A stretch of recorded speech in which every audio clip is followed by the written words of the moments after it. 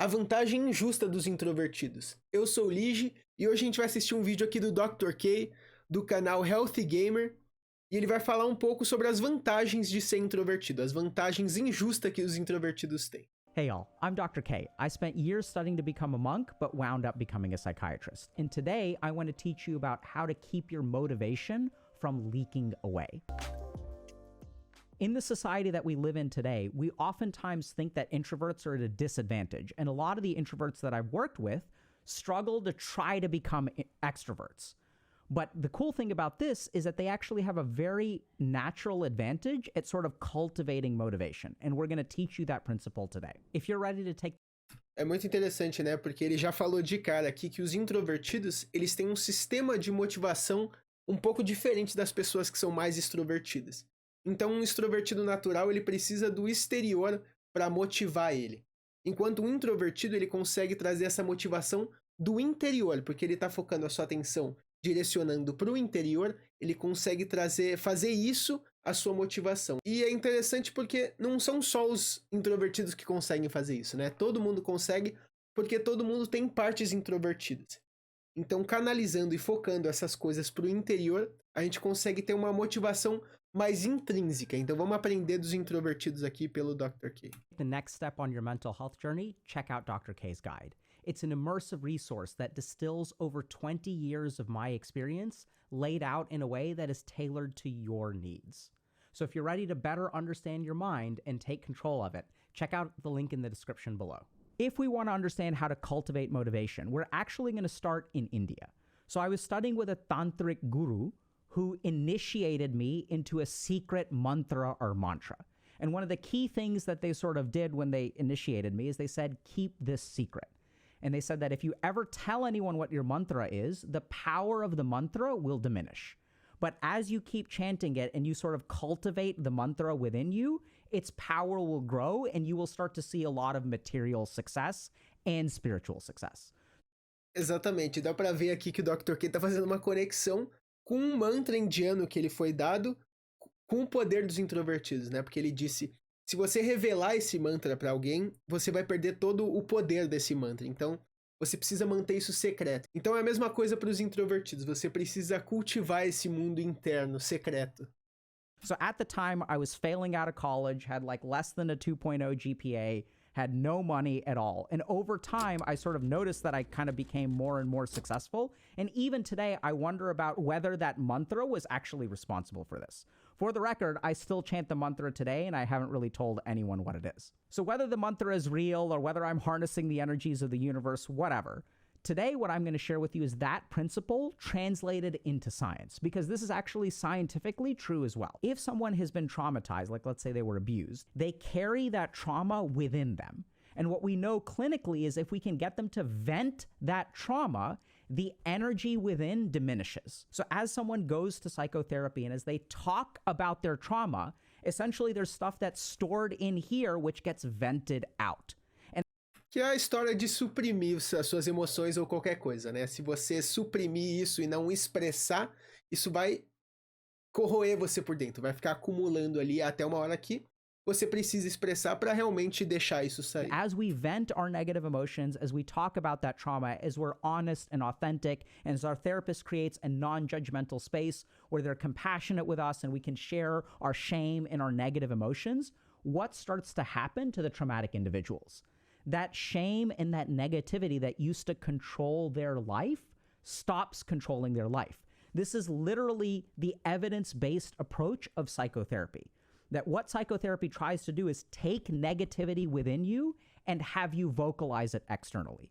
And when you vocalize it externally, the power of it diminishes. So what does that have to do with a mantra? So a mantra is actually the exact opposite. So in a mantra, what we're doing is we're cultivating something positive, but we are not venting it at all, right? So all we're doing is compounding that internal energy that's positive in nature, and then theoretically, it starts to make positive changes in our life. So what does this have to do with motivation leaking out? So I want y'all to pay attention to the people around you. And especially if you look at things like social media, what you'll have is these like entrepreneur bros, right? Who who are like always talking about what they're going to do. I'm going to start a company. I'm a Sigma grind set. I'm a passive income. I'm going to do this. I'm going to do this. I'm going to do this. I'm going to do this. And why are those people like posting so much on social media, right? Like on the flip side, if we actually look at successful entrepreneurs, they may have like a social media strategy, but they're not out there like posting all their random crap.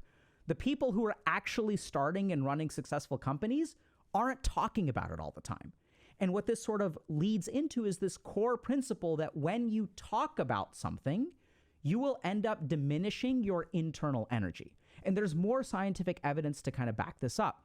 So when I was like a kid, like I was like 17 years old, I would tell people I wanted to become a doctor. And then they would get impressed by that, right? It's kind of bizarre. It's like if you tell people when you're 16, like, yeah, I'm going to be a doctor one day. And everyone's like, oh my God, you're going to be a doctor. Look at you. You're so great. And so what we sort of discover is that when you talk about what you're going to do, you actually get a positive reinforcement externally. So people are like impressed Típico extrovertido, with what you're going to do. And then something really subtle happens. The moment that you get a reward by talking about something, what are you actually reinforcing? The first is that you're reinforcing that talking about stuff gets you a reward. And the second thing is that you're getting the reward without actually doing anything. So what ends up happening is as you talk about stuff, your motivation to actually follow through starts to leak away. And you may have also seen this like in gaming, right? There are people who are like posting about theory crafting and like, yeah, like I'm so good at this game and I'm going to do this and I'm getting into arguments with you. I'm spending all my time and energy like on the internet. And they're like 1v1 me, noob, like I'm going to crush you, right? If you like disagree with them, they get like all hyped up and they're like, yeah, I'm going to destroy you and I'm so good. And the people who can actually crush you 1v1 are the ones who are playing the game instead of posting about it on Reddit. And so this is a really, really common principle that we see at play, which is that the more that you vent what you're going to do, the less motivated and successful you will become. And so this... Foda. Então, o que ele tá falando até agora, né? Então, se você externalizar as coisas, o seu senso interior, intrínseco de motivação, ele vai diminuir porque você tá jogando isso pro exterior. E aí o que acontece? Você é recompensado por essa externalização, mas aí você não conclui aquilo que você se propôs a fazer nessa verbalização, né? Então esse é um elemento. O outro elemento é que o que a gente cultiva cresce na gente. Então, eu acho que uma coisa clássica que eu penso nos introvertidos é o que eles cultivarem vai crescer neles. Então, se você cultiva uma coisa mais negativa, isso vai crescer em você. Então, é clássico ver os introvertidos um pouco mais deprimidos, um pouco mais... Porque realmente aquilo cresce mais nos introvertidos que estão internalizando aquilo. E da mesma maneira, a motivação nos introvertidos também, interiormente, é mais intrínseca. Então, se você conseguir cultivar uma coisa positiva, isso vai, sem dúvida nenhuma, crescer dentro de você. This is the cool thing is, if you're an introvert, you're less inclined to talk to people about what you do. And this is precisely why I think that the introvert entrepreneurs that I work with are so successful. Because when they have that internal energy, they're just storing it internally and they're using it to drive actions instead of language. So the last piece of kind of scientific evidence about this that I'm going to share with y'all is a discovery that Freud actually made. So what Freud sort of discovered is that language can be a substitute for action. And this may sound really weird because we sort of think about language and action as like not being tied together. And I may have hopefully given you like an argument to think that these two things are tied together, but this is what's really interesting is that the two are intrinsically tied together. And so if we sort of think about, you know, if I'm grief processing and I didn't get a chance to tell someone that I loved them before they passed away, I can still go to their grave and talk to them then. I can share with them, I wish I could have done this with you. I wish I could have done this with you. I wish I could have done this with you. And we don't actually have to do those things. Somehow talking about the thing serves as a substitute for action. And this is a discovery that Freud made, which we sort of borne out in lots of studies on psychotherapy. That language and action are intrinsically linked. And what the yogis sort of figured out is that both of these things come from the same pool of energy. Perfeito. Então, o que Freud disse, segundo o Dr. K, que a energia para a ação e para a linguagem vem do mesmo lugar, do mesmo reservatório. Então, se você está fazendo uma ação ou falando sobre, a sua energia vem do mesmo lugar. Então, se você tá usando sua energia para falar sobre, você não vai ter energia para realmente fazer. Então, é isso que ele tá falando. Which is precisely why you have two kinds of people in life. You have the talkers and you have the doers, right? You have the entrepreneurs who are out there running companies, and then you have the professors of entrepreneurship who are teaching courses and talking all day about starting companies. Now, they still serve a valuable purpose, and you could even argue that this is the camp that I fall into because I'm talking to you now, right? But it's really fascinating because we have so many sources that suggest to us that language and action are intrinsically tied. So what does this mean for you? What this means for you is, first of all, pay attention to what you say. How often do you talk to people about what you want to do? Isso é muito poderoso. O que você fala tem total controle sobre você, sobre sua energia, sobre como você pensa de si mesmo. And what is the relationship between talking to people about what you want to do? I'm going to do this, I'm going to do this, I want to do this, I want to do this, I have this dream, I have this fantasy, I have this hope. And we go on articulating it all the time. And the more that you talk, what actually happens to your actions? The second thing that I want you to do is to think a little bit about when you have actually done stuff. How much did you talk to people about it before you did it? Chances are that there is an inverse correlation between talking about something and doing something. And the third thing that you need to do is shut the hell up, especially on social media. So when we think about social media, we think about all the negative effects of things like doom scrolling.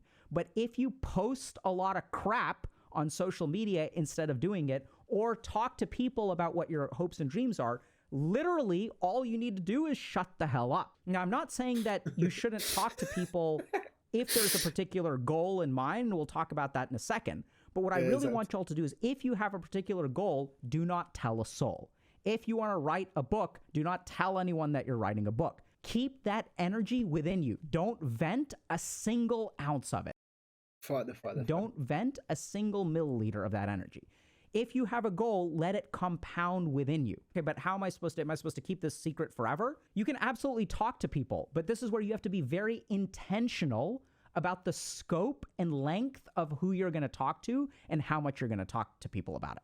And this is something that I've learned at HG. The more random ass meetings that I have where there's a circle jerk of yeah, we want to do this and we want to do this. And there are people that I meet with that have no idea what they're doing, but they're just talking about all these ideas. And I used to engage in those conversations too. It's hey, let's get together and talk about what we want to build and use AI and use VR and do all this digital mental health.